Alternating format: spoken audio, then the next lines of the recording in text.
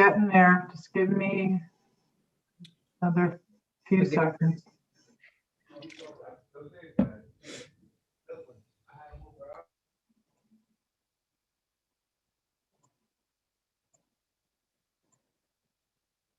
And we're ready.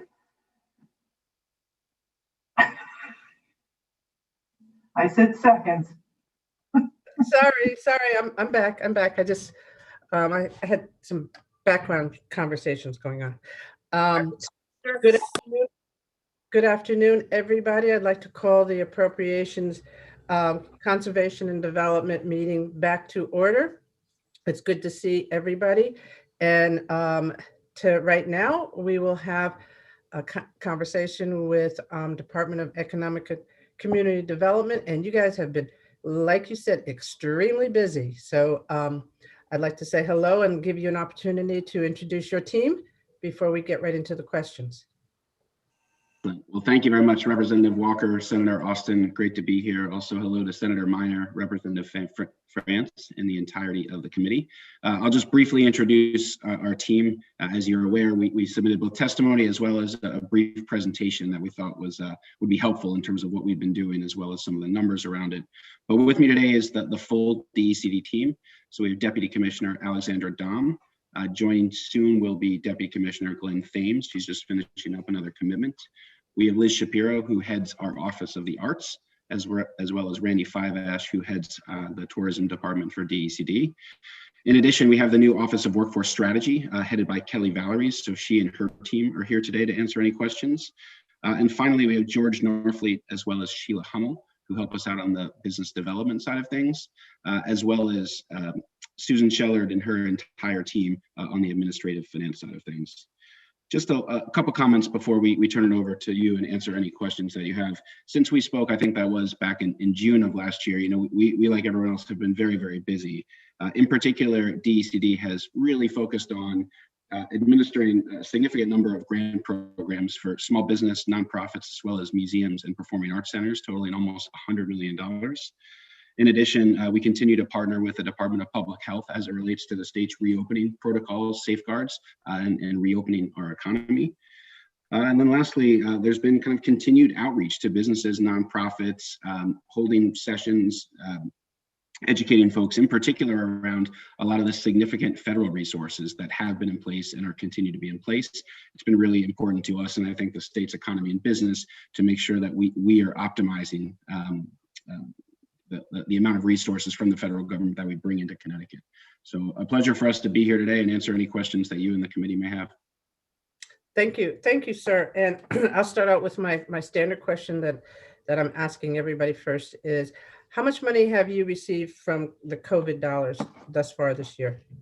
So there's really three main buckets as we think about it. The principal bucket is what I just alluded to, which has been a lot of the grant dollars, and that's been 96 million in total. And the way that breaks down is 85 million for small business support across 2 different programs. In addition, there's been 11 million for nonprofits, museums, as well as performing arts centers. So that's one bucket of 96 million. In addition, Kelly and the Office of Workforce Strategy have received 14 million for workforce initiatives throughout COVID and reskilling folks that were out of work and getting them jobs. And then the last bucket is just under 400,000 in PPE reimbursement, overtime, as well as other expenses related to the reopening protocols. Okay, if you would be so kind just to send that to us in writing so that we have that, because we're going around, we're asking all agencies in full disclosure, what have you received from the COVID dollars going forward so far? Thank you for that. On your testimony you presented to us, I just read it over, but there was something that was extremely striking to me, was the amount of money coming out of the general fund. In 21, you have 21,200,000. I'm sorry? Sorry, it was my computer just spoke on my left. Keep going. 21 minutes. on your computer. Okay. The general fund, it's 21,204,706, and that's in 21. But in 22, you're down to 15,808,845, and 23, it's 16 million. Can you explain the drop between, that's about $6 million in your budget from 21 to 22? And it's in your testimony. Yes, absolutely. And that's what I just pulled up here on my left. So the delta there is primarily a transfer where we utilize DCE to funnel $3 million into CRDA to cover an operating shortfall at CRDA. So that's the principal reason for the difference there. Susan Shellard and the team correct me or can add on to that, but that is why you see that drop. So just to make sure I understand. So the 3 million to CRDA went in 21, but it is not in there for 22 Correct. or 23. Okay. Correct. That was one time related to COVID. Okay. All right. So that would be $3 million in COVID dollars?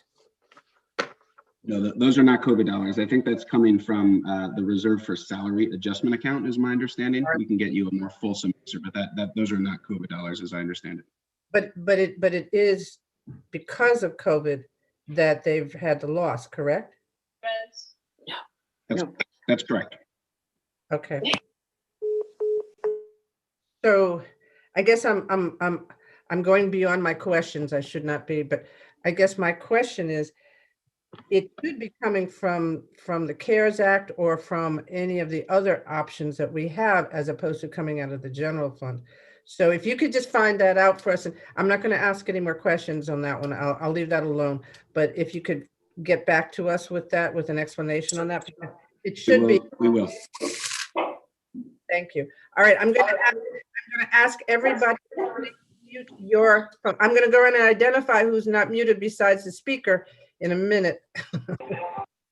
So I'm asking everybody to mute your cameras or phones so that number one, we're on Facebook Live, and we are also on CTN, and the overlap does not allow for multiple microphones open. So with that, Senator Austin, questions. Thank you very much, Madam Chair, and thank you, Commissioner. I just want to take off. I have a couple of other questions, but I want to take off of what Representative Walker just talked about on the reserve for salary fund. The reserve for salary fund was used to cover the CRDA numbers from the general fund.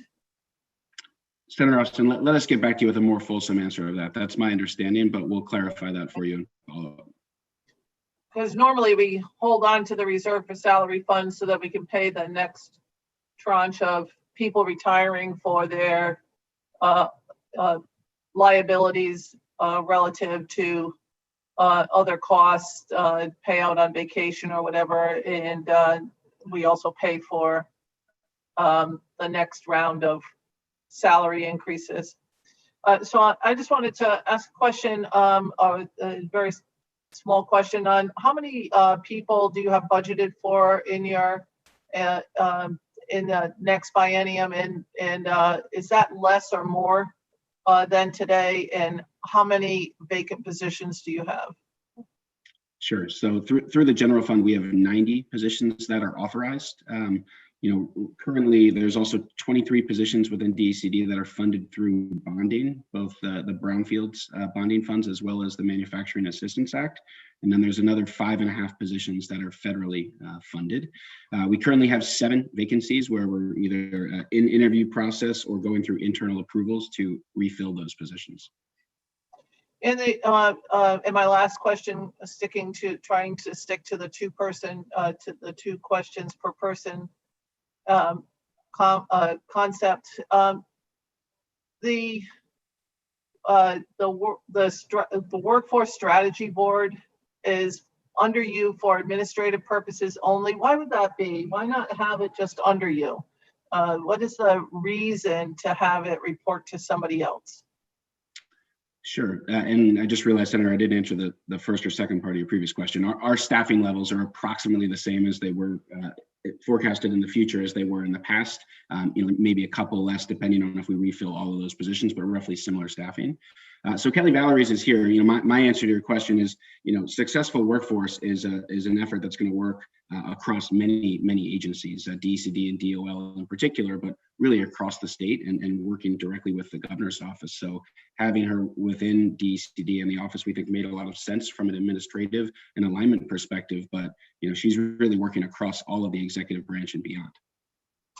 So I personally, I think Kelly can probably answer this, but personally, I would prefer to see them under the umbrella of DECD and not under the umbrella of the governor's office at all. I think that workforce development is not a partisan issue, and the governor's office happens to be both political and partisan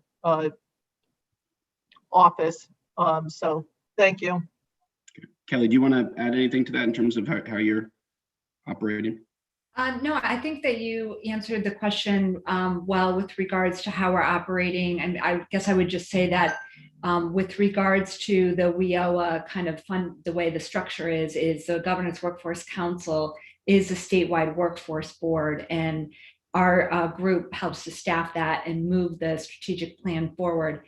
And as such, my position is the chief advisor to the governor on workforce strategy and working across those different state agencies and stakeholder groups. Thank you very much, Commissioner. Madam Chair, I will further delve into that in the work group. Okay, thank you. I just for the sake, because I'm going to get a lot of people and maybe save us a little bit of time, I'd like to just have Kelly introduce herself and her team from the Office of Workforce Strategies. Is that's the name of the work? Okay. And I just want to give everybody a little bit of background. The Office of Workforce Strategies has 4 members, and it was created under an executive order number 4, and it did an MOU with Department of Labor, DECD, OPM, and the governor's office. And it's going to be doing 2 bonding packages in 22 and 23 of $20 million each. And then I'll let everybody, I just want to give them a little bit background so that we don't have to, because we don't have a lot of time and trying to do this. And some of your funding is coming from the WIBs and some of the workforce investment boards, and some of your funding is coming from the governor's WIOA dollars, because the governor gets about 15% of the WIOA dollars. And he's putting $535,000 in there for staffing, and then an additional 500 from the other offices. So I just to get that out so that I can lay the groundwork for everybody to ask questions. Going right after that now, Representative France. I asked Senator Minor, but he didn't respond back to me. So Representative France. Thank you, Madam Chair, and thank you, Commissioner Lehman, for coming here to present the governor's budget.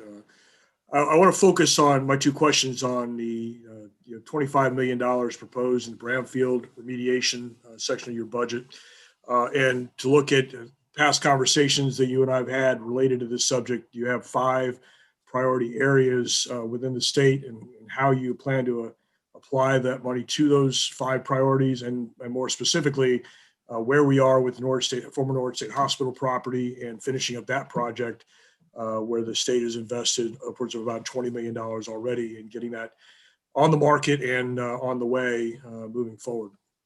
Yeah, Representative France, thank you very much. So I'll start, and then Deputy Commissioner Alexander Dom has been overseeing a lot of our brownfields efforts, as well as what's been happening at the old Norwich State Hospital. My view after having been in the seat for 2 years is I think brownfields remediation, preparing sites, in particular older sites in many of our cities, those are really important dollars and some of the best investments the state can make. So we've been a big proponent over the past 2 years and going forward on meaningful brownfields funds, because we think that's important to reviving the state, and in particular reviving our cities. So Alexander, why don't you talk a bit about Norwich Hospital, where that stands, and how you're thinking about the $25 million, and perhaps touch briefly on the process that we're running today with the $23 million from the last bonding commission. Thank you. Yeah, so we are currently running a process for the allocated 21.5 million funds that was allocated in December. And we agree entirely with Commissioner Lehman that these are some of our highest value dollars that we can be investing in our communities. There's been a lot of demand for the most recent round of grant and loan applications. To date, we've gotten 63 applications for the grant program and 13 applications for the loan program. We don't have exact numbers to date, but of how much money each application is requesting, but I suspect this will be about 5 times oversubscribed, something in that ballpark. So we definitely, the oversubscription and the demand that we're seeing for the current round is a big part of what's driving our ask in the future and keeping those levels similar in the future. So I think that covers on your first question. And then on your second question, DECD is working very closely with the town of Preston to work. We've been back and forth for a couple months on an assistance agreement, and I think we're down to basically 1 or 2 issues on that assistance agreement. So I would say there's been significant progress. Very good. I appreciate that answer, and hopefully we can come to a conclusion in a timely manner on the property there, since we are heavily invested already as a state, and we're near the finish line compared to where we started a decade ago. It'd be nice to get that done and then focus on the other 4 priority areas to get those resolved as well in satisfactory resolution. Thank you. We concur. Yep. Thank you. Thank you, sir. Senator Hartley. Thank you, Madam Chair. And I first of all just want to tip my hat to DECD and the entire team there. This has been incredibly challenging times for all of us. This is a department that was front and center with some other agencies, but bore a lot of the brunt of dealing with the guidance, keeping us safe, and trying to keep the lights on. And that's really what I think we're collectively all about. So I just want to, as an entire committee, just to tip my hat. So Commissioner, thanks for being with us. And in the interest of time, I'm wondering, when you come back to us, can you give us the following breakdowns? Okay, I would like a breakdown on the CRDA. I would like to see also the breakdown for the line item on statewide marketing. And I know we ask this all the time, but it's important to refresh our memories. The breakdown on the flagship producing theaters, the performing arts centers, the performing theater grant, the Arts Commission, and then there's another line item there that says various grants, which would be helpful just to get a look into those line items. And then we've got the all of the tourism boards, the 3 tourism boards, and recognizing what happened when the lights went out, I'm wondering if there is unspent dollars there. I mean, we had situations in the past where money had not been spent, and we had a decision about, how we carry that forward. So, and with that, there is what, 9 million, 9.8 million or something, first year, second year, 3.1 put into, I guess, the implementer for tourism, which obviously is going to be key. The lights are out. These people had to completely shutter. And when things start to move as they are in coordination with the vaccinations, we're hoping for a real surge with regard to tourism. And we want to be in the front line of that as we promote the state. But my question is, that money is in the implementer. Why wouldn't we see it here in your budget? So on the specifics of why it's in one area and not the others, we'll have to come back to you on that. The intent was to keep the tourism fund made whole, even though there's been a precipitous drop in room revenues and room revenue tax. So Randy can talk a bit more about that if you like right now, but we understand the importance of tourism, and that's the signaling, and that's what we're trying to do here. I do think this summer will be a very strong tourism season, so I think it's really important that we appropriately market our tourism assets, as there is a lot of pent-up demand, and I think folks will feel more confident to go out and spend and participate in tourism. So Senator Hartley, we'll come back to you on the specific line items and all those grants. Randy, do you want to make any comments in terms of the tourism fund and how that's been working? Sure, thank you, And if there's any Commissioner. unspent monies too? Sorry. Thank you, Commissioner, and thank you, Senator Hartley. There won't be any unspent money. What we've done throughout this past biennium and this past year specifically is we've been able to help those businesses throughout this, restaurants, attractions, hotels, those that have been able to stay open partially, and as they are able to reopen and expand some, we've done the kind of marketing that is all research based. We are in process now of all the travel sentiment studies to make sure we know what our potential visitors are thinking in New York and Boston and Rhode Island, all of those areas around us. We've just developed our plan for spring, summer, based on all of that, all the safety issues, all those kinds of things. So we're, as you say, Senator Hartley, we're there, we're ready to go, and we're ready to kick off that spring, summer marketing plan based on all the research that we do. So everything we do is research based, and the travel sentiment studies are telling us there's a great deal of pent-up demand and for that. So for that, we're appreciative of the governor's budget keeping the tourism fund whole, and it's extremely important that be done. Yeah, so anyway, we'll have to talk a lot more about that, going forward, what the marketing campaign is all about. But they basically utilized the entire budget, but in a different way, you're telling me, because the advertising obviously wasn't about, come to visit us. What was the advertising about? We're closed.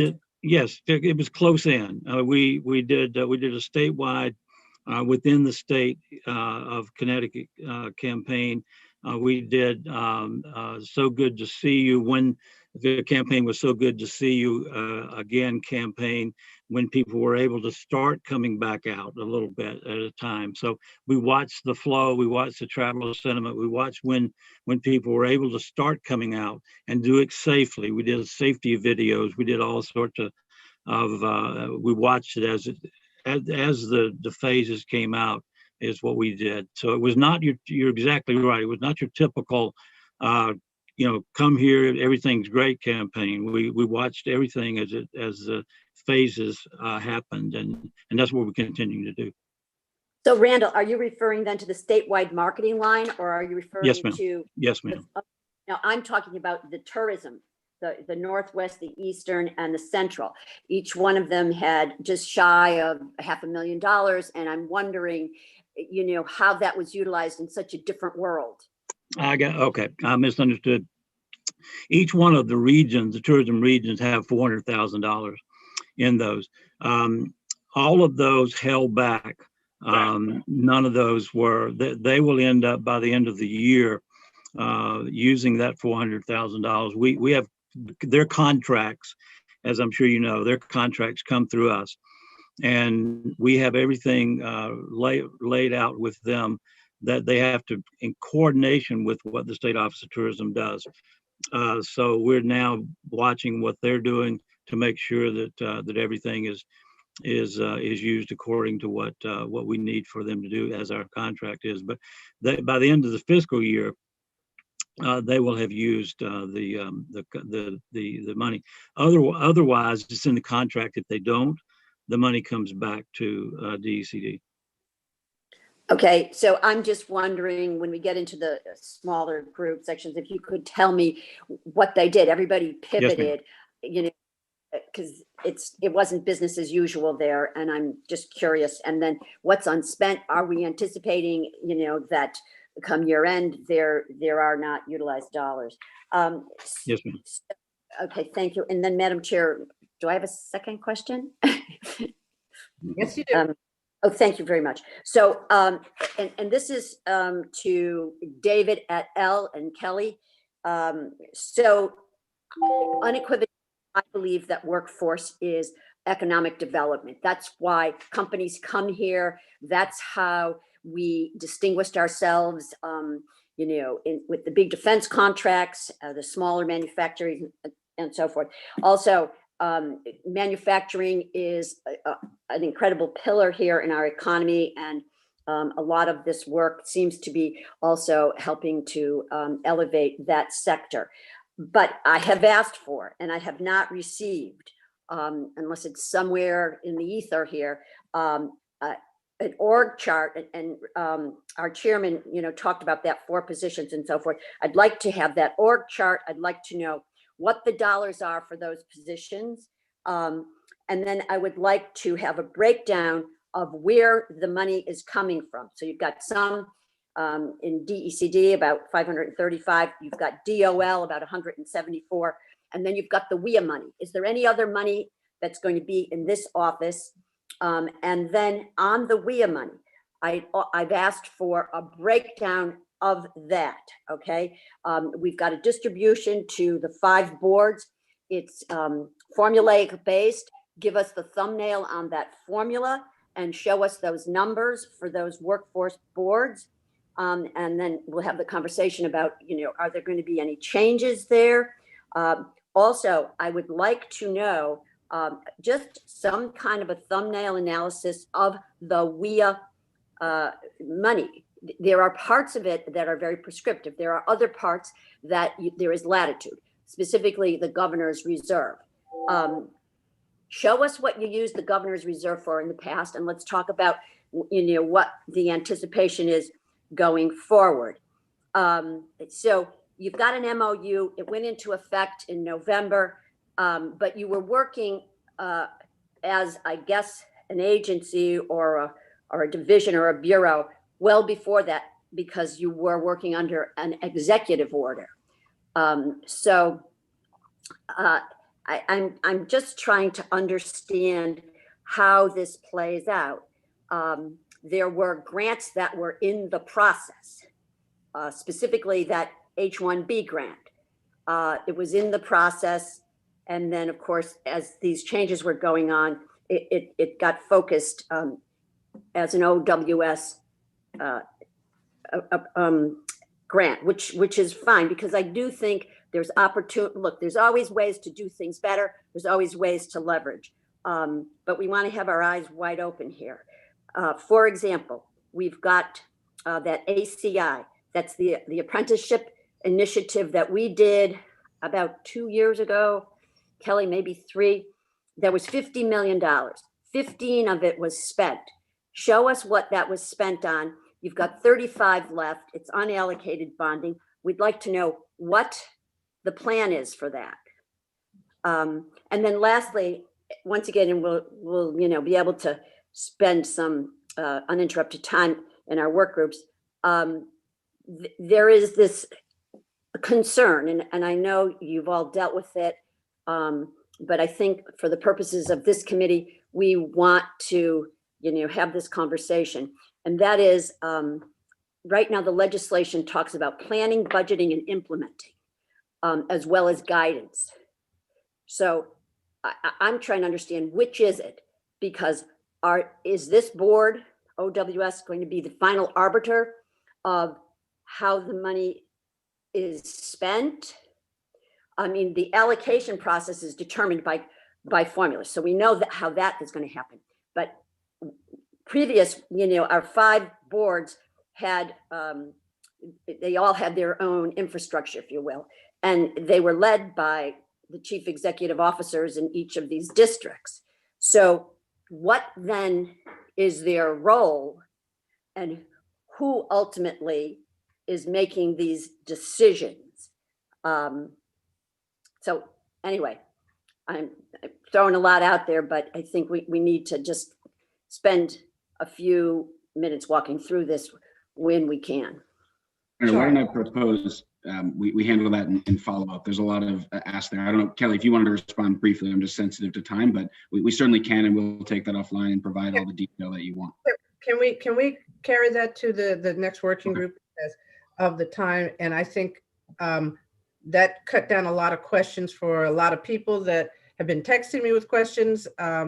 There's a lot of, as Senator Hartley pointed out, there are a lot of people asking why and what's different and what are we doing and why is it offline? I think as Senator Austin may have questioned. So the issue is we all need to have that in our group session. So I would prefer that it be one of the working groups. Okay, is that okay? That sounds great. I just have one comment. I just want to make a correction. Earlier on, there was two things that were said I just wanted to correct. The Governor's Workforce Council is an independent board.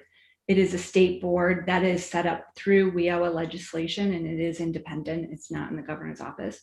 And then secondly, with regards to funding, there's no funding coming out of the Workforce Development Board. So there is some funding coming out of the WIOA 15% reserve, but there is no funding coming out of the WIOA allocations into this office. So it's 500,000 that's coming out of the 15% WIOA reserves that was previously for the OWC, the Office of Workforce Competitiveness, which that is just getting that information, that work is being transferred into the OWS, Office of Workforce Strategy. Kelly, then the 100,000 that was given out of the governor's 15% is still going to the boards. Each board got $100,000 out of that governor's grant. So is that money continuing? Because that is where the confusion lies, because each board got 100,000 and now 500,000. And I think the belief is that 100,000 that each workforce board got is being discontinued. So are you saying it's not being discontinued? That is not my understanding, but I will follow up with you specifically on that. Okay, all right, because that was something that we had heard, and people were going to ask that question, so that's fine. Okay. And we have all the information, Senator Hartley, that you requested, and we'll send that over to you after this meeting. No, you're going to send it to Susan Keene, Okay. Administrator of Appropriations, and she will just send it out to all the members of. If we have information going all over the place and we all aren't working from the same, then it causes more problems for you, and you don't want that. You'd want to have everybody have the same information, okay? No, Representative, we agree. Kyle and Susan will follow up and you'll have a holistic response for everyone in the public. Yeah, Kyle knows. Thank Kyle's you. a pro. I'm new at this. All right, let's see. Okay, Representative Dillon. Thank you, Madam Chair. Good afternoon, Commissioner. And I want to echo some of the praise from the Senator about the way that you got some of the dollars out of the door, especially certainly for arts. It was very praiseworthy at a difficult time. And I also want to echo her concerns about where the money is going and where it didn't go. So, but that leaves me with few questions, which is terrific for everyone. So I'll ask about restaurants, which is sort of where we started when the lockdown happened. Restaurants are part of an economic ecosystem, and in the big cities, they have in theory, they have a low barrier to entry. That's where a lot of different ethnic groups can really make their mark. But their employers, they pay rent and they have high fixed costs. It was my understanding, and if you could provide this to us later, I'd love to see it, that in order to qualify for your $5,000, which doesn't go as far, obviously, in an urban environment, that you had to be in business in 2019. I was approached by a number of people, and we've all had a lot of ribbon cuttings. We're very excited about bringing, helping new people And we just have wonderful stuff going on in the town where I live. And, but we want them to thrive. And if you could going forward, help us understand what kind of bespoke program you would have that would be sensitive to the service industries, particularly restaurants. I don't even know if I can do hotels right now because we don't have enough time. It's just awful. And because I don't know how, some of them may close. That's going to happen. And some of them don't have to close if we know what we're doing. And I just want to think forward.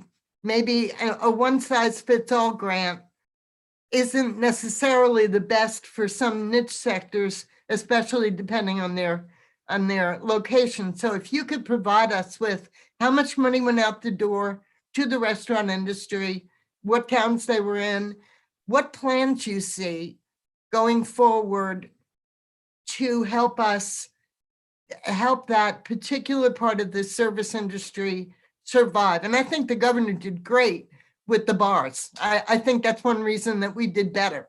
But restaurants and bars are not exactly the same. So, okay, thank you. Thank you for the question, Rep. Dillon. So we'll provide a follow-up. We do have the data of the 2 grant programs, how much went to the restaurant and hospitality industry. It was a significant amount, and we have that by geography as well, so we can provide that to the committee. Just to your question on 2019, one of the things was important with the CARES Act dollars was to demonstrate a reduction of revenue or an impact by COVID. So the reason we asked the question around 2019 is we wanted a baseline to compare the 2020 performance to. But we can talk more about other alternatives going forward. That's why that was there. And to your comment on arts, we appreciate it. Liz Shapiro and her team deserve all the credit for administering that arts program very efficiently. But thank you very much for your comments. No, you did well at getting money out the door. I'm just worried that some towns have different needs, you know. If you're in a, if half your property is tax exempt, maybe your rent is going to be a little higher than it will be elsewhere. And that's not because you don't have a good product. It's because we're not thinking about it. And I respect the issue about 2019, but then that leaves us with how do we work together to make sure that they thrive next year? Because I think we're going to come back and I think we're going to do well. I agree. Thank you. Thank you, Representative Dillon. And just to back up what Representative Dillon said, it's important, especially for attracting families, making sure that our activities and things are sustained so that people know that there are things for their kids and families to do on the weekends and things. Representative Datham. Thank you so much, Madam Chair. And good afternoon, Commissioner. Thank you for your presentation. If you can please bring to the working group 2 things. One, we understand that there's a lot of a lot of people have moved to Connecticut during the course of COVID and post-COVID. I would love to know what we're seeing as number of businesses that have moved to Connecticut, maybe from New York, for example. I can speak anecdotally of some businesses that I know that have moved from Manhattan to Stanford, and would love to hear more about that and what that means for the economics going forward. I don't know if you want to talk about it today. I'm just limited in time, and I know Rep. Wilson has some questions, and I have another question for you as well. Well, I'll just be very brief then. So we will bring that to the working group, but the number, so everyone has them, is close to 17,000 change of address forms were filled out, and that's on a net basis into the state of Connecticut in the year 2020, with the majority of the families coming from New York, New Jersey, Massachusetts, and California. And I believe that was the most significant in-migration the state's seen since 2010. In terms of new business starts, that number is approximately 40,000 in 2020, which was also up considerably. So we can provide more data, but very positive in-migration as well as business starts data. And certainly we're seeing that in some of the housing activity around the state as well. Well, as a former Californian, I'm pleased to hear that everyone is learning the news about how wonderful Connecticut is, because I love it here much better than California. And you can tell my family that in California. My second question is regarding, and I'm not sure exactly where this falls. I have been working with the WBDC, And I'm not sure if that's part of any of these workforce strategy groups or how that's incorporated. But I understood from them that they are not in the budget. And I wanted to know if you had any insight on why that was. I don't have specific insight into why that was. DECD does partner with WBDC and Yeah. Fran efforts. So perhaps we can talk about that more in the working group. But in terms of the background there, that is not something that I have knowledge of right now.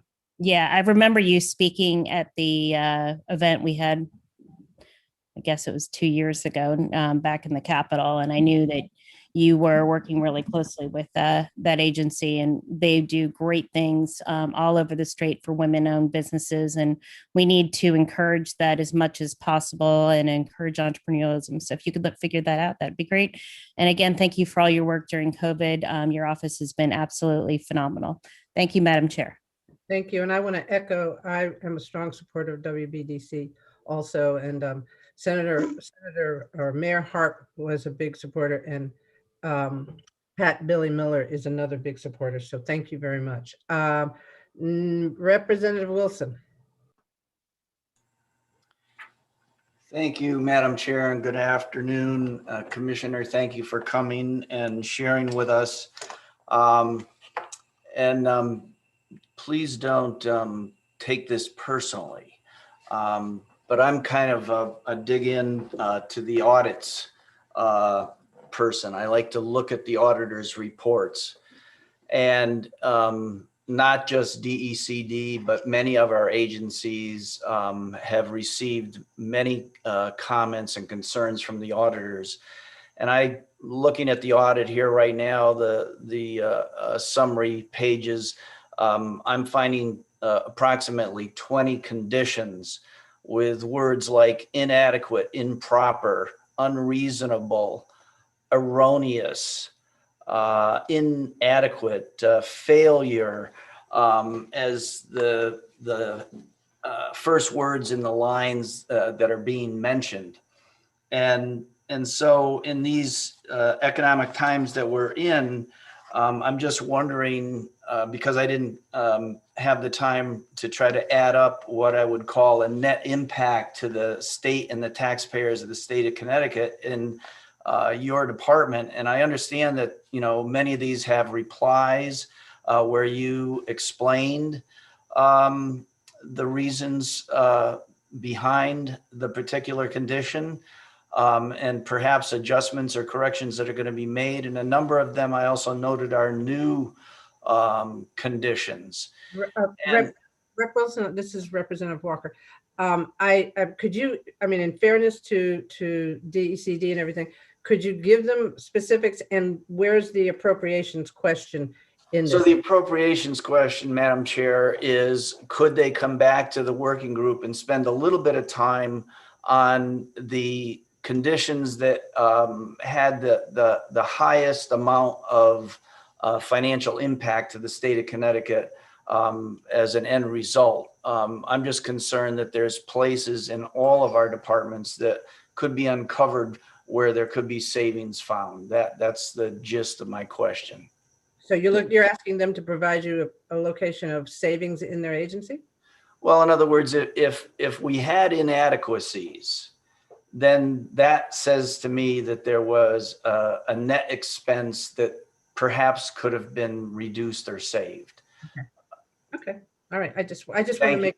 Thank you, Madam Chair, and thank you, Commissioner. Again, this was by no means any kind of a personal implication. I understand this is a big wheel with many cogs in it, and when we put all the departments and agencies together, there's got to be places where we can find savings. And I've been on this committee for a few years now, and I never hear anything from a department that says, let's do this to save the taxpayers money. And that's where I'm coming from. Thank you. Let me just respond briefly, Rep. Wilson. First off, we don't take it personally. It's important that there is accountability. So I appreciate you for raising it. I'm not sure which audit you're referencing, what year. That could be helpful for us. This is the most recent one. Hang on. It is June 30, 15, and 16. I believe that's the most recent one available. I think there may be one more recent, but we'll come back to the working group on that. You know, since I took this chair 2 years ago, I was aware of some of the historical issues as it relates to audits. And, you know, again, accountability is really important to us. And I think we have, as an agency, addressed many of them, but we can come back and provide more detail as it relates to that. In terms of savings and efficiency, though, the governor's budget is very focused on that with the broader CREATES initiative that is going on. So we can take that to the working group as well. I view that as independent of the audit, discussion. Thank you for your time. Thank you, sir. All right, so I don't see any more questions. If you have one or two more things that are just things that are going to be brought to the working group without giving us a political statement, can you ask those questions now? Is it not? I will very gladly close this this session. I will say though, Commissioner, that the one thing that I forgot to ask, and I'm going to get a lot of text on the grants that you made. Could you please bring to the working group information on all the minority grants that were given under small business and on the regular bonds, all the grants that you've done for small business, for minority businesses would be appreciated, especially broken down by women and minorities separately. Yes, so Rep. Walker, I would just call your attention, page 6 of 14 in the deck that we provided to the Appropriations Committee does have that data. So for the $50 million program, roughly 38% of those funded to date were women-owned businesses and 29% minority-owned businesses. And there's more data on some of the other programs, but the best data that we have is there. And if there's a need for beyond that, please let us know. But we were very focused on making sure that we had sufficient minority and women-owned businesses and equity as we put out these monies. Thank you, sir. Representative France. Thank you, Madam Chair. And just a quick follow-up to my question on the brownfields. If we could, at the work session, get some insight into the requests that have been made for the brownfields, understanding that it is a substantial list and won't all be covered. And then also, what your priorities are for that $25 million in each year to try to address the brownfield.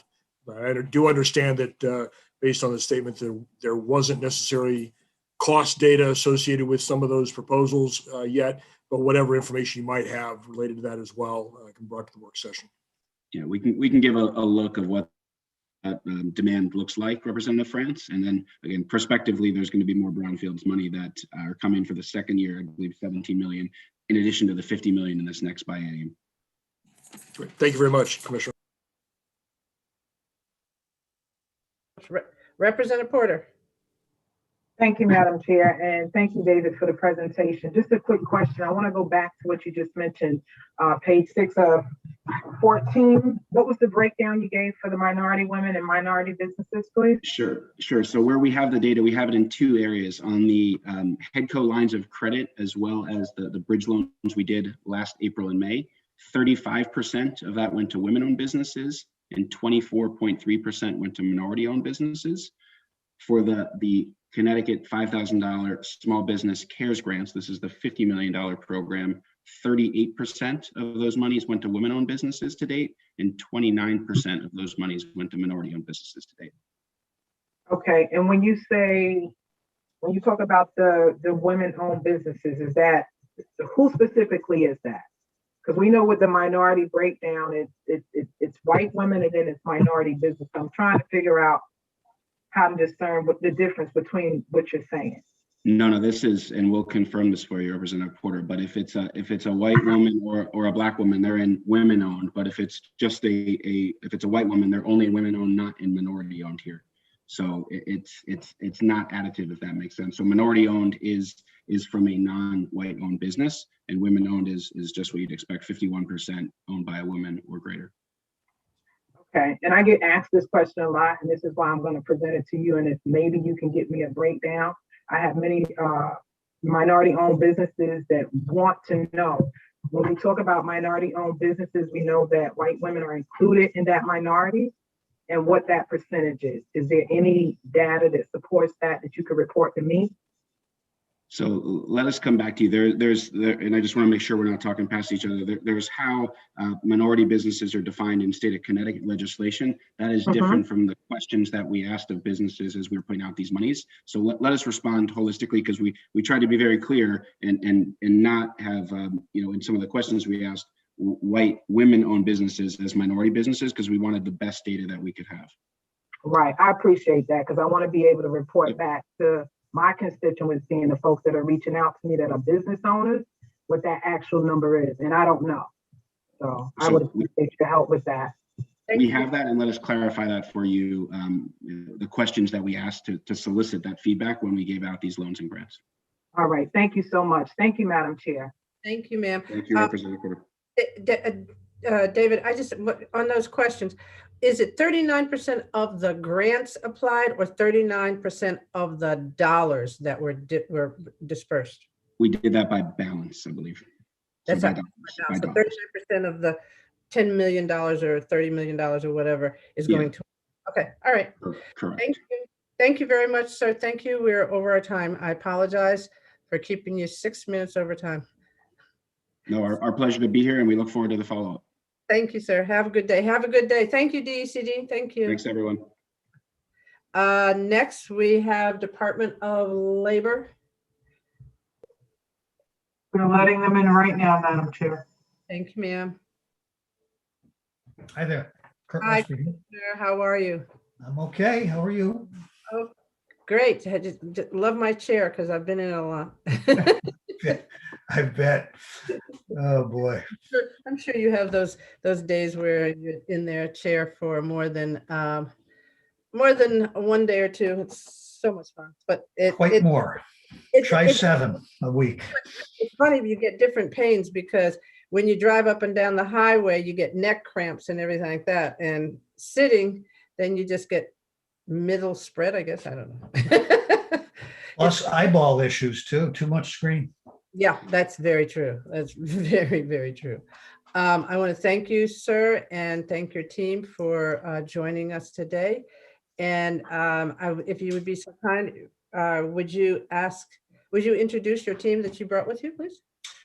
Yeah, I'm Kurt Westby, Commissioner of Labor, and I hope everyone is here from my team. I know Dante was having trouble getting on, but Daryl Dudzinski, our Deputy Commissioner with a ton of expertise in UI, Dante Bartolomeo, Deputy Commissioner with expertise in everything, particularly workforce, Chris Levine in our business management, the head of our business management unit, and Brian Richard, business management.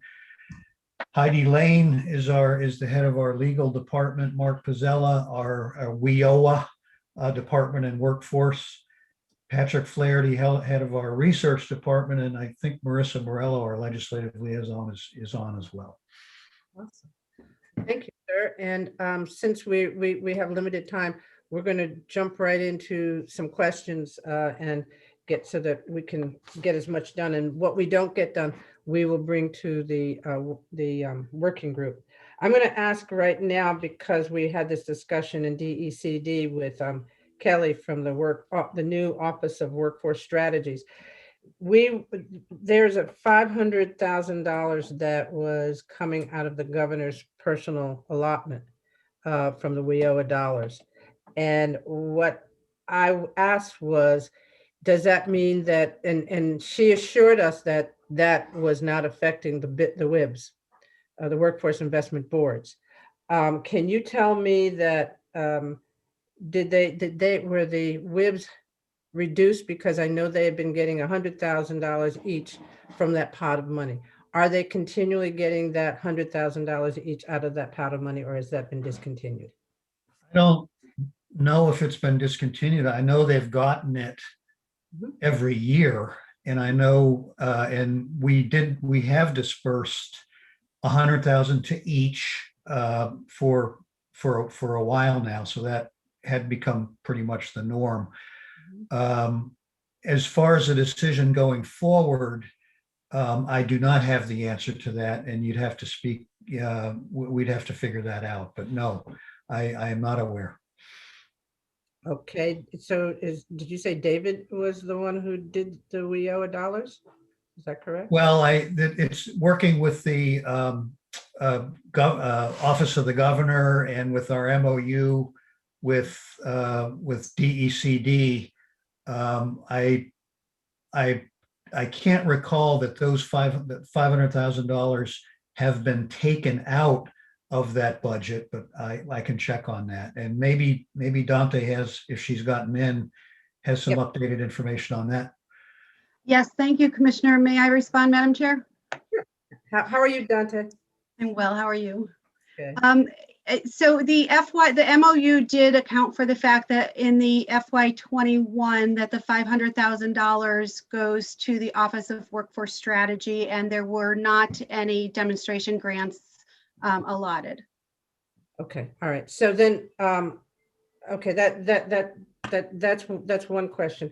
The additional questions, are there other dollars in the WIOA grants that are going to the Office of Workforce Strategies that would normally be dispersed amongst the WIBs? Not the 15, not from the governor's pot, but from the regular disbursements. Commissioner, would you like me to respond? Yeah, please do. So there is a line item CETC, it's still labeled that, and that had previously been with staffing, used for staffing for the Office of Workforce Competitiveness. So as we know, the Office of Workforce Strategy is to take place of the Office of Workforce Competitiveness. Prior to the MOU, we had 2.25 FTEs that were paid for with that line item. Excuse me, I'm sorry, we had 4 that were paid for by that line item. At this moment in time, we have 2.25, and so there was a portion in the MOU of that CETC line item that has gone over to the Office of Workforce Strategy. And I say gone over, they are charging to the CETC for some staff as well, and that is part of the WIOA allocation, not the governor's reserve though. Okay, all right. So those are the only 2 line items that have gone. So for the I apologize. I misspoke. It is within the governor's reserve, the CETC line item. Okay, all right, okay, all right. So for the working group, could you bring a breakdown of what was given to the WIBs before and what is not given to the WIBs with the Office of Workforce Strategy? Okay. Yes, ma'am. We can do that. All right, and those are my 2 questions. So Senator Austin. Thank you very much, Madam Chair, and good afternoon, Commissioner. It's a pleasure to see you. I'm curious on where are we on unemployment? Are you caught up on the unemployment numbers that people are still waiting to receive unemployment? Where are we? Yeah, on the unemployment end, first of all, there are several stages on it. You're probably talking about the first stage, which is the application stage at the beginning of the pandemic. I'm sure you very well recall we were up to 6 weeks of a backlog in terms of going through the process from when someone applied for unemployment. And there's a history in terms of everything we did to abate that, setting up the call center and so on. We've brought that down to pre-pandemic norms. So right now, if someone applies, the turnaround time is 1 to 3 days. So we're back at least to normal on that metric. Now, there are other metrics as someone goes through, they may challenge a decision by Department of Labor to give or not to give a benefit. We have an adjudication section. After adjudications, we have a lower level appeals section and then an upper level appeals section. We've been putting more money into staff and other help because those are almost primarily manual processes. So we've been, our backlog, if you will, that we had in adjudications was about 70 days. A few months ago, we've reduced that to 28 days for an adjudications hearing. So we've been making a lot of progress because we've staffed up that division. Our backlogs were even longer in the lower level appeals stage, and we're in process of hiring more staff and getting more help to drive down those backlogs, which would be the end phase. So from inception, when someone applies for unemployment, they may or may not get an answer, but the pandemic peak that occurred in March and April is now morphing through the other aspects of our organization. But we've put in systems to deal with those later issues. So in terms of the first and probably the most important and the most prominent issue, I would say we're doing very well on that count in terms of applications. Oh, thank you for that. My understanding is that so we know where we are on unemployment. So now it's time to get people back to work. And in order to get them back to work, we need to train them as they change their careers. And you know that I've been pushing the Department of Labor to open the American Job Centers. Last year, when the pandemic happened, the numbers in Eastern Connecticut were very low. When in March, April, May, June, July, when we could have opened up the American Job Centers, and the decision was made that we had to handle everything on a statewide basis. Then we went into a higher level of the pandemic, and we said we couldn't open up the American Job Centers because we were in a red zone. And then we couldn't open up the American Job Centers for another reason. So are the American Job Centers open to the public now? Just this week, we've opened up the American Job Centers to appointment. We began taking appointments last week. This is for folks who cannot access help either through any other means, meaning computer or phone or whatever. We have a system for that. So we're in process of doing that. We're also in conjunction with that, trying to do it in accordance with the boards also, because we share offices with the boards. We've been in conversations with them, and generally the boards are in complete agreement with us. So that work together has been very positive. We have not opened the American Job Centers to unlimited access without an appointment yet. We are phasing it. This is the first phase, February, and we will be opening up the job centers to be even more public. We hope next month. So when the Department of Motor Vehicle went to this appointment-only process, they actually marketed it so that you would get the information out to the general public, that they could now make appointments to handle certain things. When are you going to market this to people so that they know it's open? Because to say it's open without it marketing, to my knowledge, I haven't seen a press release that the American Job Centers are open for appointment. I heard they were open for appointment, but I have not seen anything that said that. And I'm wondering, what are we doing to let the general public know that the people that they pay to help them get retrained in another career because their career has fallen apart during the pandemic? How are we letting them know? We just began our marketing this week. We've put information up on the website, and we have been addressing social media this week, and we will be expanding that marketing next week. So I would anticipate, and I apologize, Madam Chair, I would anticipate that part of the marketing would be going public on it with some of the traditional means, like a press release that would go out, like a news article that could be more public, like a radio or TV stories so that people can start knowing about this, so that we are really putting the information out, so that you're using as many means of information that people use to get the information out there, keeping in mind many people that don't have a job have lost their capability of getting things online. So to do just social media and putting it on a website does not help those people that have been out without a job since last March. Yeah, I agree with that. We will be using other modes of reaching out for the exact reasons that you gave. Keep in mind, we just started that earlier this week.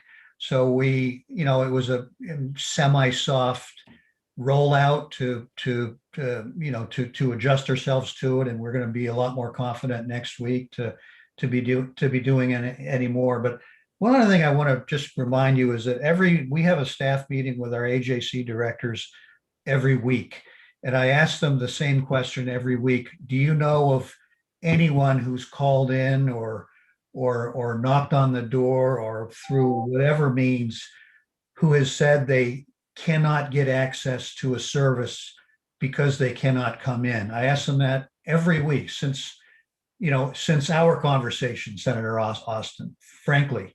And for the last several weeks, I get the same answer from our job center directors, that they haven't received any examples of people who had to come in and could not access services. So our remote services, I think, are working pretty well. I'm not saying that we don't want to open up and that we're not opening up, but that question that I ask every week shows that particularly with a phone system that we have, a lot more people are using the phone and getting their issues resolved. So just in response to that, Commissioner, when you go to a door and you knock on the door for months and months on end, you stop going to the door. And the American Job Centers and the Department of Labor, in my opinion, has failed many people in regards to dealing with the fact that we have a whole sector of workers, some of the poorest workers in the state, in the hospitality and tourism and gaming industry, who have been the hardest hit up and down in every block in every state, every town that has a hotel. We all know what's going on with these workers. When they've stopped at your place, week after week, they stop going there. They stop counting on you. And so I just want to point that out. That to me is one of the biggest failures that we've had during the pandemic. Many of us praise the Department of DECD and the work it did. And I continue to do that. But I will tell you, I'm more than disappointed in the fact that many of my constituents and the constituents that are in this particular sector, hospitality, tourism, and gaming, have been left to the wayside with no help whatsoever. And so that is my opinion. And I think it's backed up by the fact that I hear from constituents because we deal with their issues. So that is just my opinion. Thank you very much, Madam Chair. Thank you. I was getting ready to say, let's get to the budget. Okay, Representative Datham. Thank you very much, Madam Chair, and thank you, Commissioner, for your presentation and all the work that your agency has been doing for the last year. It has been Herculean. So 2 weeks ago today, we had our January jobs report issued, and looking at it, it is very concerning for our state. And I'm looking here at the budget, and I was a little bit surprised that we haven't focused more resources on long-term unemployment. We see from this jobs report that, a lot of these folks have been unemployed for a while. And it's going to continue to get worse. We have organizations that I've been familiar with, like the Workplace in Bridgeport, which has done a phenomenal job at getting folks back and working. What other investments are we doing in our state to ensure that our long-term unemployment numbers and the people who are affected by long-term unemployment get back to work quickly? Well, we do support the P2E efforts, and I know that there is a budget, there's a budget line for that, and it certainly it has not been reduced, and that's a good thing. We have a very wide array of services, whether they're WIOA services through the boards, apprenticeship grants, many apprenticeship grants, the MIF incumbent worker grants, the MIF apprenticeship grants. There's the ACI, the Apprentice Connecticut Initiative grants that we've allocated to the workforce development boards. They have been very successful in working with the local community colleges and the technical and regular high schools in getting people trained up, not only in manufacturing, but alternative industries. So there's just a plethora of programs, and the key to all those is intermingling them and combining them and making them additive to each other, because a lot of these programs, like P2E, for example, they're pretty short programs. And if you can augment them with other monies and other programs to even go, a step or two farther, then they get even more value. So there's a lot of programs out there. If you want, we could give you a list of all those programs. Those are the direct workforce development related programs. There's also on the unemployment side, we've qualified for extended benefits, which and high expended benefits, which are largely federal dollars, which has allowed folks to stay on unemployment even longer than the 26 weeks of regular UI and the additional augmentation of the PEUC. So folks are basically being able to stay on unemployment while they're working for work, getting some money for up to 59 weeks. So those, I wouldn't discount those programs either for dealing with this long-term unemployment situation, because it's not going away, and we're going to be under assault with unemployment, for another year or two, I think. And that's precisely my point is, does it make sense for us to flat fund these in a time when our residents need more services? So that was more of my point.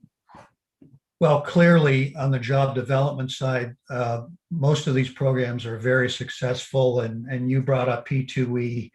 They do a great job. That's a budget question that you have to think about and work it out with the governor's office. But clearly, more training is a really good idea in terms of the situation that we're in. The other side of that coin is you need the money to do it. Yep. So just a second question on unemployment. Our unemployment fund, I know, started going underwater back in November, and we've had to borrow against it. Can you give us some sort of update on where that fund is and what the sort of prospects are on that right now? Well, I think we've borrowed somewhere in the area of $550 million. We started off with the pandemic with about mid-range $600,000, held on to that for, quite frankly, longer than I expected. We will be borrowing another $150, $200 million. There's no doubt that we're going to get at some point here to $1 billion of borrowing. If you recall, in the Great Recession, we borrowed over $1 billion, and that took years to pay back. The difference between the Great Recession and this recession is the quickness and the ferocity, under which it happened. So we had to borrow very quickly to accommodate for the massive amount of claims We're talking over a million claims in less than a year, which is just completely unprecedented. So there will be more borrowing. I don't really have an idea right now how much we're going to have to borrow, because I cannot predict how long the recession is going to keep going and how long the unemployment rates are going to stay where they're at. Okay. And last thing, if you can bring to the working group the effects of transferring the human resources functions to DAS. I've been concerned with your agency being so short-staffed during the pandemic and all of this. Does it make sense for you to lose that sort of autonomy to be able to manage your workforce, especially when you have to gear it up and gear it down? Yes, we can. Thank you. Thank you. Thank you very much. Commissioner, at the peak of all of this, what was the most number of people that had applied for unemployment during the pandemic? And around what time was that? What time of the year? Per day, you mean, for Yeah. example? Yes. Oh, just to give you an idea, before the pandemic, I think the average might have been 2,500 a week, people applying for unemployment. Come March, late March and April, we had as many as 3,000, 4,000, 5,000, even examples of 10,000 applicants per day. Wow. This completely overwhelmed our system, and we had upwards to over 300,000 people on unemployment at any given time, which just overwhelmed our system. If you recall, I know you've heard it, but we have an amalgamation of 5 different systems that goes back to the 70s. You know, keeping that thing together with binder twine and duct tape, and we've frankly done an amazing job doing that with our great IT staff. But it's been a struggle, but we've managed to fix a lot of the problems with the system and pay out all those claims. So we're on the one hand, we still have massive challenges in front of us. On the other hand, on the claim side, we're really proud of the work we've done. I mean, for the staffing that you have, I agree. It really is unfair because we needed to have those offices staffed much more than anything else. And unfortunately, that just didn't happen. My question that I do ask every agency is, please provide with us the amount of COVID dollars you got during this past year, how much and where, and do you expect? I know there was money for unemployment in the last tranche in December. Have you has that been dispersed to you? Well, we've received multiple areas of COVID monies. That's including CRF money from the state. Yeah. So that's a real long list that we can get you.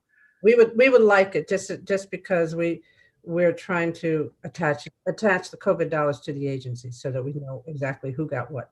Not necessarily that, just so that we know when we look at $500 million worth of COVID relief, we understand which agencies are the ones that get the COVID dollars. You're talking direct federal monies in Yes. addition to state CRF monies. Yes. Yeah, we can do that. Thank you. Senator Hartley. Thank you, Madam Chair, Commissioner. Thanks for being with us, but most of all, I understand the untenable position this department has been in, as well as others, but clearly, I mean, just knowing from my individual district caseload, it was a torrent. And then saddled with, the Cobalt era, it made for a lot of challenges, and the frustrations are there. I am in agreement with my colleague, Senator Austin, about the job centers.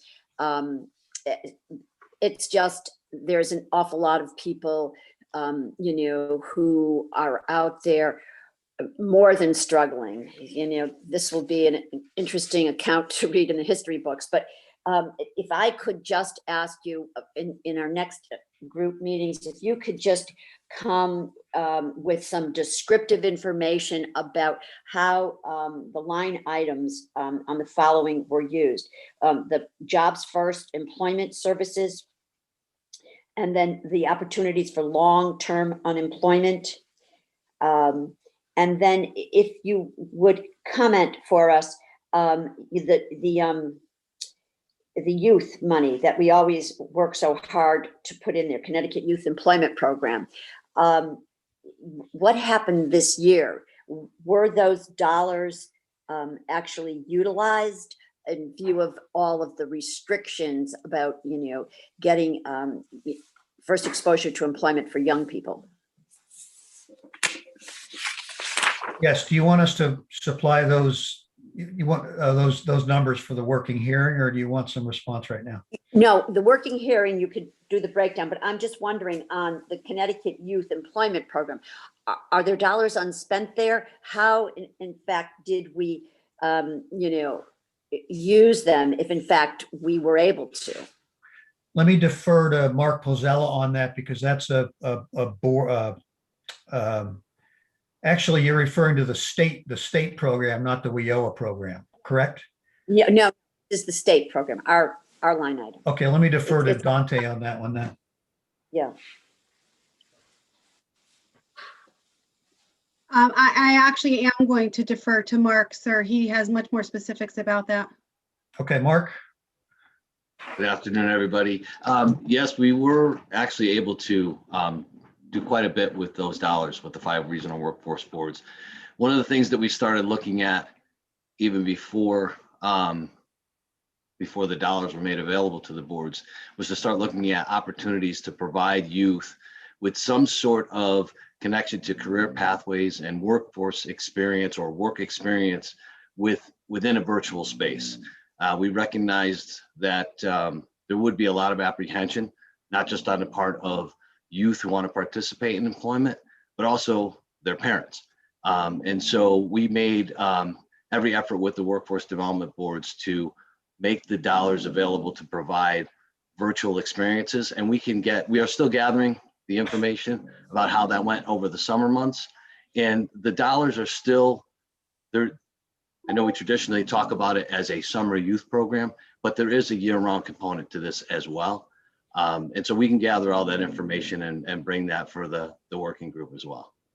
That would be very helpful. And thank you, Commissioner, with some explanation on those other line items. And then we have a line item here for the CETC. Is that the money that went over to OWC? That's the money. I think that's the money that went from what was OWC to OWS. I'm sorry, OWS, yeah. And okay. Yeah, a certain piece of that went to OWS for their functions, and a certain piece remained for the compliance work component of what's OWC used to do. Okay, then give us a description of what you are left with here to do, and the resources to do it.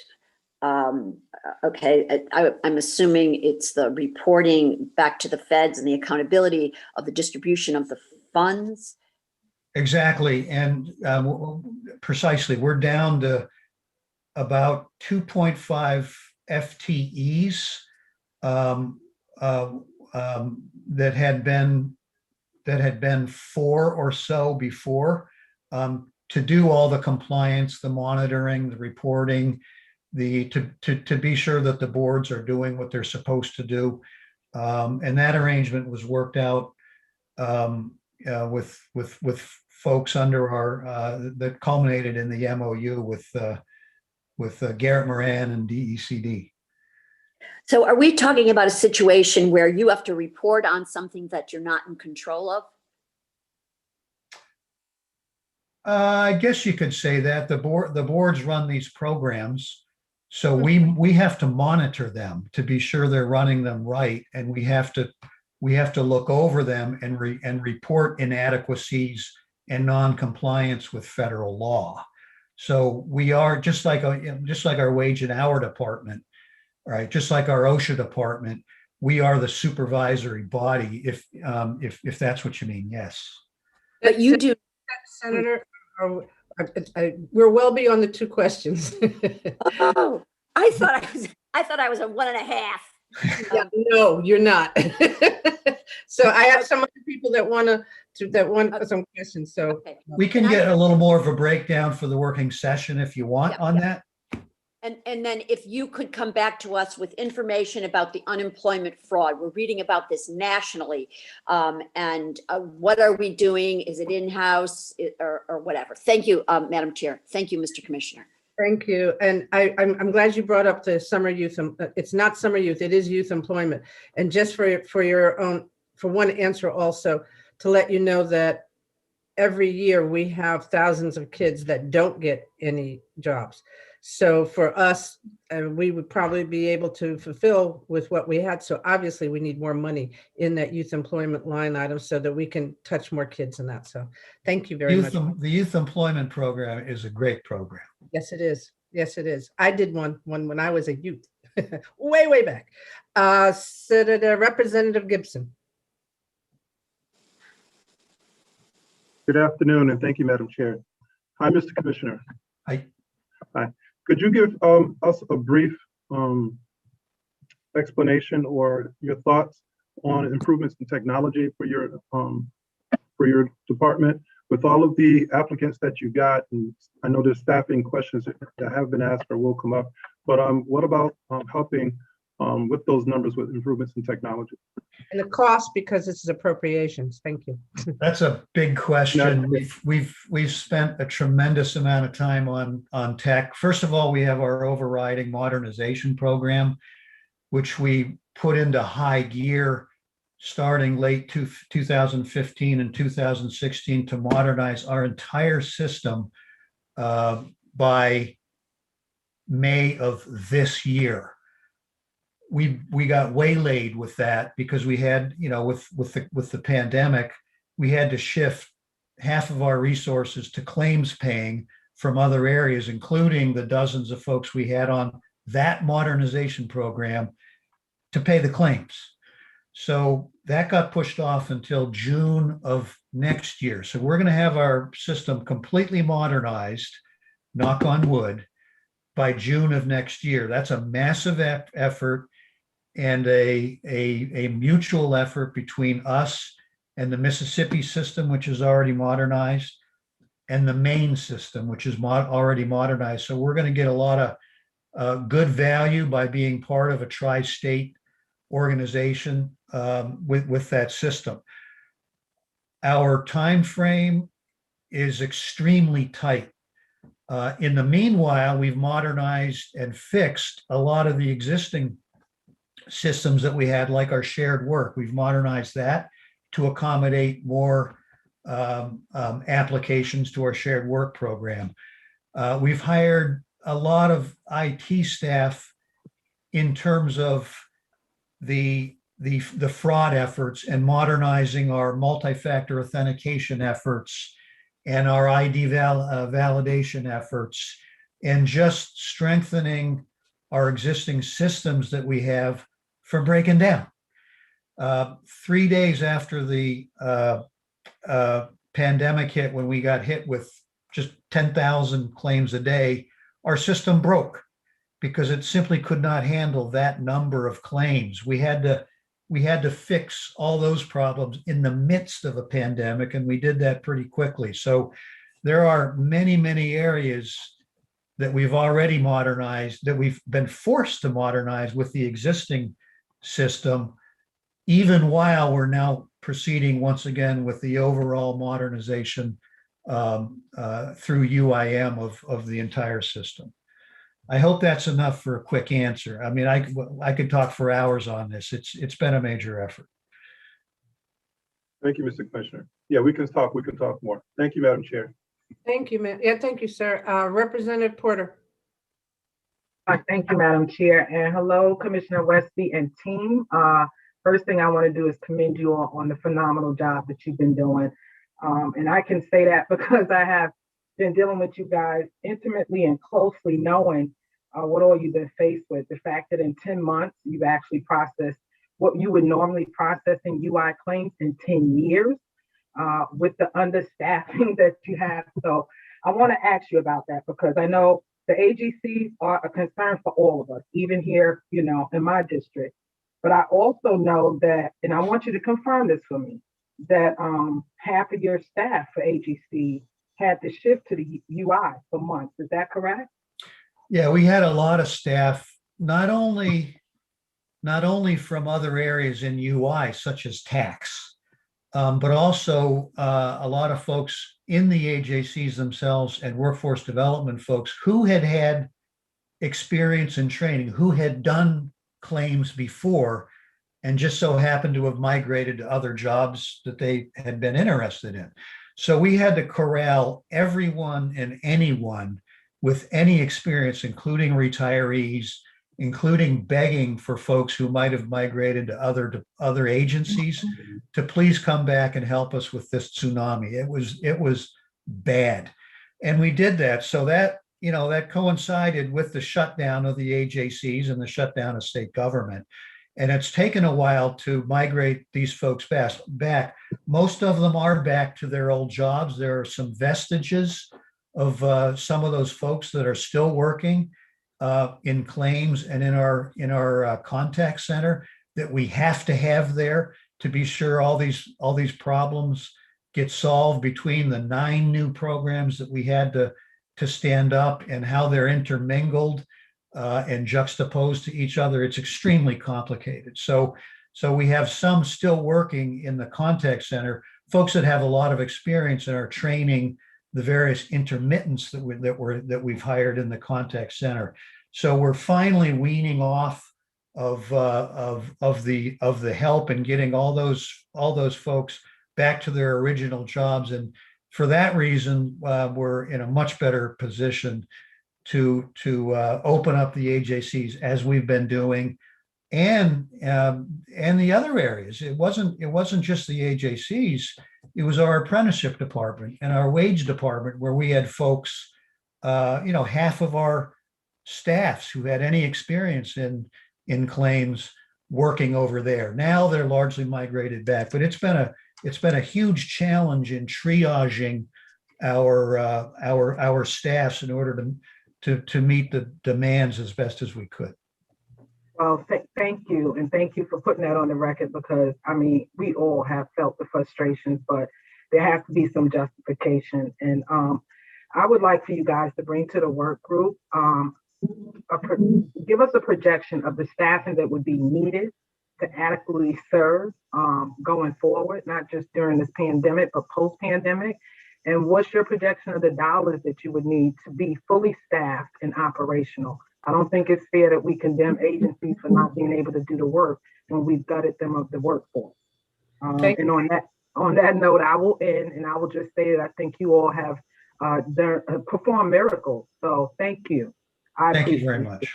Thank you, Madam Chair. Thank you. I know Senator Kushner had raised her hand too. If you just want to do the questions, because we are over time, and I just, if there's questions for the work group, that'd be fine. But our dialogue, I really would like, we could do that in the second work group. So Senator Kushner. Yeah, just briefly, the things that I'll be concerned about are related to the programs that are within DOL that I'm concerned about proper funding for. Really important, wage enforcement. We talked about that a little. Particularly, we've had conversations about domestic workers. There are wage and hour protections on the books, but we find it difficult to have the resources to enforce them. The paid family leave program is going to require new funding to make sure that you can perform the duties assigned under the statute. Workforce development, I see a lot of funds moving to the Office of Workforce Strategies, and I'm concerned about, is that, are they going to be able to do the work that you were doing previously? And so clearly, we want to see the call centers continue, and we know you need the funding to do that. That is critical. And of course, we need the modernization to be on track and on time as to the extent it can be. So those are my main issues for the work group. And thank you, Chairman Walker. Thank you, Senator. Thank you, Commissioner. Hey, thank you. I should have said thank you at the front. I apologize. Thank you for everybody that's on the call from DOL. You guys do a yeoman's job. So thank you so much. Thank you, sir. Have a great afternoon. Thanks a lot. We appreciate it. Thank you. Go shovel some snow, Gary. Yay. Oh. Okay. Next, we have the Department of Housing.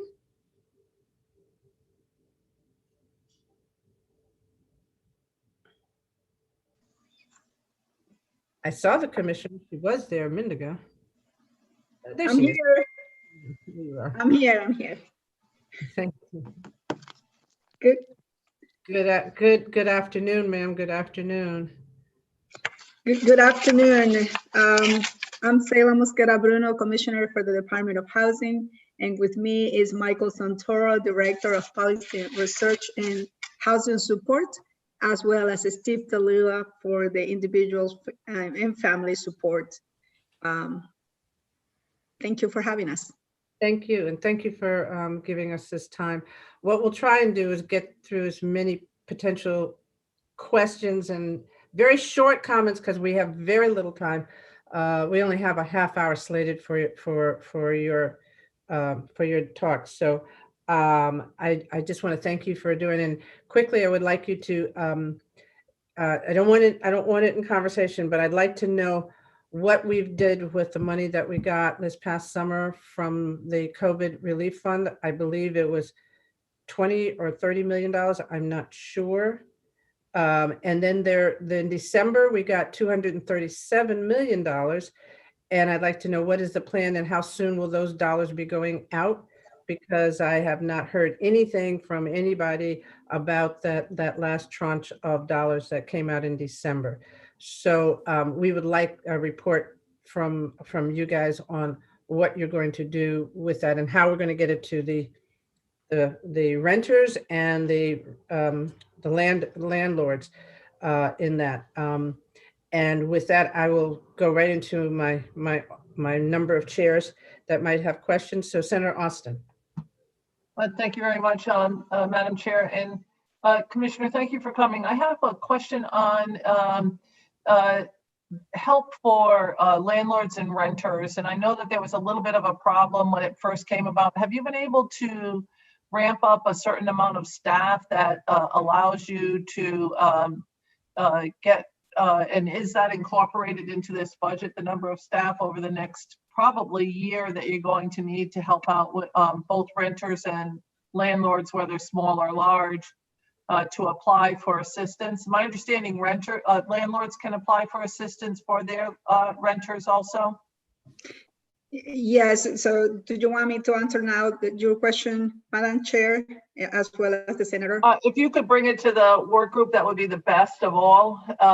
And I think that would be something I've been asked by some landlords, what number do they call? How are we doing this? But I'd like to understand that component of it. But I want to have from you, do you have enough staff? Because I know at the beginning it was very difficult because you were deluged with calls. So if you could answer today, do you have enough staff to start working on this issue? Thank you, Senator Austin. We are hiring staff. The plan is to hire 6 people in addition to the housing agency that we have worked in the past. And with those resources, we also are hiring or actually getting a automated software that we didn't have in the past. With the admin resources that we get with this money, we will be able to do that to improve in the automated system, as well as the staff in the agencies that we are going to be partnering. Thank you for that. And if you could just give us a timeline at the committee when that will happen so that we can know that that's going to happen. And yes, I know the time frame that we have right now, the software company is going to give us the internal demo for February 22nd. The goal is that we can be on the street on the first week of March. Thank you. If you could also bring to the work group what you're doing with the CIA funds that are associated with the Department of Housing. And just bring that to the work group. And that's my second question. Thank you very much, Madam Chair. Thank you, ma'am. Let's see. Senator Hartley, do you have any questions? Yes.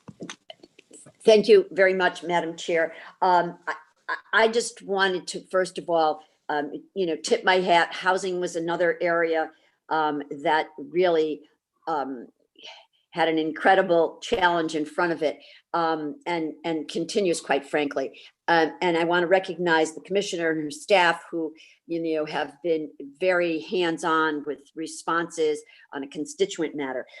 On constituent matters. I will say that there is great frustration on the street about the rollout of these programs. So you're talking about some timelines here, which are very encouraging.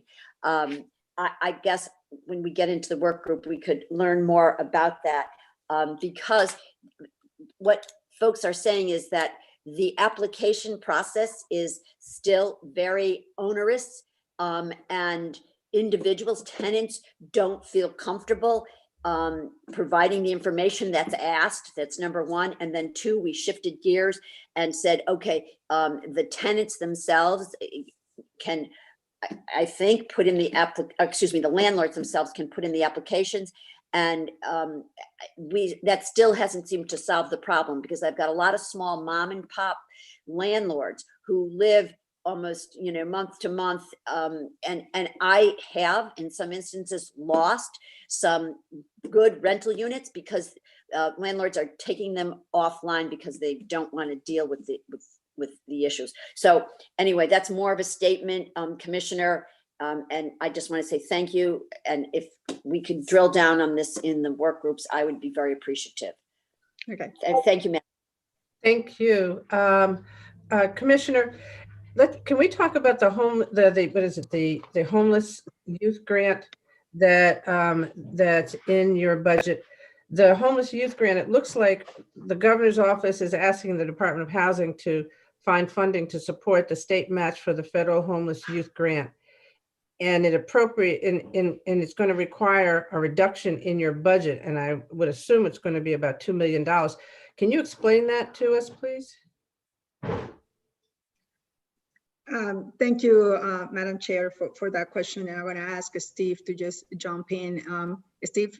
Sure. Thank you. And thank you for that question. As you may know, about 4 years ago, the state of Connecticut Department of Housing, we applied for a federal youth homeless demonstration program grant. We were successful, and actually we got the largest award in the country. So now we are up for renewal for those grants. So when we first did this, we matched some CIA funding to provide that match, but we also know that that may not be sustainable going forward. So certainly we do not want to lose access to that funding. So we want to make sure we have the appropriate match. So we are looking at about $700,000 a year, so a little bit less than the $2 million you referenced. We are good with match in this first fiscal year through November 30th. So this first fiscal year coming up in 22, we're only going to need like 400 and change. But then going forward, 23 and forward, we certainly will need that 700,000. Once again, that will match upwards of $3 million of federal funding. So we think it is certainly a wise investment, so we can continue these programs and house as many homeless youth as possible. When you look at our overall budget, we certainly do have the flexibility to be able to do this. So when we discussed with OPM, we stated that, and they were gracious enough to move that funding over so that we can maintain this youth homeless demonstration program going forward and housing as many youth homeless as possible with that federal resource. Okay, so that takes it out of your operating budget. What can with the matching dollars, does that matching dollar come out of your operating budget and go into this, so that reduces your operating budget, Steve? Yes, it comes out of the main housing and homeless services line and is transferred over to the youth homeless. So basically, it is taking some of that surplus RAP funding that has not been allocated due to delays in other programs startup. So we anticipate that some of those delays will still occur. So we're able to shift that over and ensure that our youth program is fully funded and operational going forward, because we certainly do not want to lose that $3 million of federal funding. No, we don't, but we also don't want to, we don't want to lose the opportunity for the other grant that's giving up the fund. So it's reducing access in my regard. And I get concerned, and I'm not, I definitely want the grant.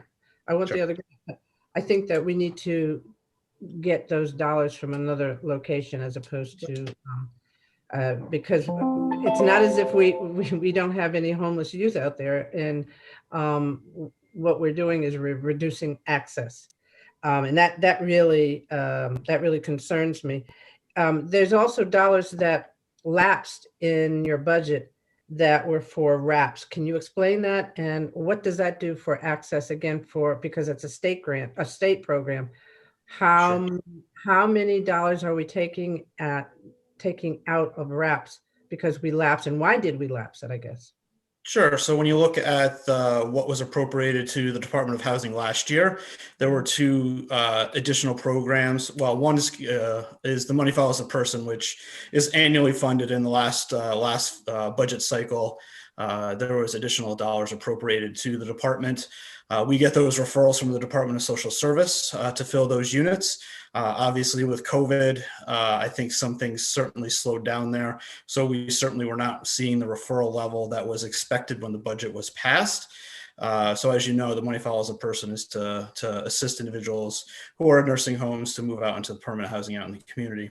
The second program that was funded last year was the CHESS program, which is a program that is using Medicaid service dollars to house high cost homeless individuals. So there has been a process that DSS has still been working to get the federal approval to actually implement this grant. So that has not occurred yet. So obviously without federal approval from CMS, we cannot issue those RAPs. So we're still kind of waiting for the federal government and the application to be accepted. And once that does occur, then we can start leasing up. But until that happens, we're kind of in this holding pattern, and that's what creates the lapse. Well, I'm going to say I hear you, but I've seen the stress commissioner in our communities where people are desperately looking for housing. We have a lot of people who are homeless. I mean, sadly, we've had children showing up in stolen cars that are homeless because they had no place to go. We can't afford to lapse dollars in any of these housing programs in Connecticut. It's a travesty that I shouldn't do this because I've yelled at other people, but we need the dollars. And if there's a problem with agencies not fulfilling their responsibility of getting you those referrals, then we need to be told that so that we can help break up the logjam, because it's not as if we don't have people who are unemployed, homeless, food insecurities, education insecurities. This pandemic has destroyed many communities. So I beg of you to please talk to us in our working session about any of these things that would help us in addressing these issues and help you. Have you lost staffing this year? Are you down? No, I'm sorry. And Madam Commissioner, if I can just add to what Steve was saying. Actually, we won't be lapsing because we have talked to OPM secretary and we have decided to issue 150 new RAPs to end family homelessness. We have about 130 families that are in the shelters right now. So that has been a priority, and it will be a priority as of yesterday. The CANS was authorized to move and try to find permanent homes to all those families with children. We have 90 days is a challenge for them to move everyone, all those families. So we did talk to OPM secretary. We came out with a plan to be able to respond to those that need the most help. Thank you so much. That in itself is great to hear. I'd like another 150 more, but you know. Yeah, wait, I have to say that. I mean, yeah, right. I'll keep plugging. Don't. I mean, you know, that's what we do. We do that a lot in appropriations. My co-chair is very good at saying we need more for the people that are really underserved in our state. And so we thank you for that, but we need to do more. So we'll have that conversation. Representative Datham. Thank you very much, Madam Chair, and thank you, Commissioner, for your work and everything that you're doing. I would love to get some sort of metrics, if you will, or some sort of dashboard of the number of, should we say, clients that are served for each of your main major line items in terms of if we have some sort of trends from maybe fiscal year 19 through 21 and how many we're estimating in fiscal year 22 and 23. You know, I am concerned that with the pandemic, we are, you know, in this, you know, we'll be able to use COVID dollars, but we have many more folks that are going to be needing services. And I want to know kind of historically, you know, how far our dollars have gotten to help people. Does that make sense? Yes, yes, absolutely. I think you gave we'll us do that. some good work last in 2019. So just kind of the same requests that I asked for then, that was useful. And thank you very much, Madam Chair. Thank you, Madam. Are there any other questions for the Department of Housing?